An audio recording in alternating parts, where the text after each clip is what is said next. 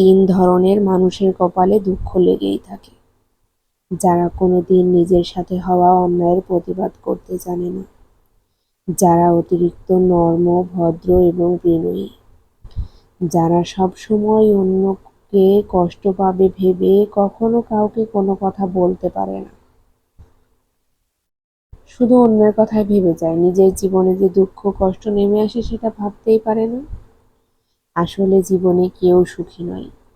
আপনি যে জীবন পেয়ে অসুখে ভুগছেন, ঠিক একই জীবনটা পেয়ে হয়তো পৃথিবীর অন্য প্রান্তে কেউ যুদ্ধ করছে। আবার আপনি যা পেয়ে খুশিতে ঘুমোতে পারেন না, ঠিক একই জিনিস পেয়ে হয়তো অন্য কেউ দুঃখে ঘুমোতে পারে না। এক একজনের কাছে সুখের অর্থ এক এক রকম হয়ে থাকে। এক এক মানুষের জীবন এক এক রকম। একটা মানুষ, একটা মন, যারা সুখীও নয়, দুঃখেও নয়, তারা ভীষণ ক্লান্ত। আমাদের দিনগুলো দুঃখেও ভাসে না, সুখেও ভাসে না, শুধুই ক্লান্তিময়। জীবনটা জর্জরিত হয়ে গেছে।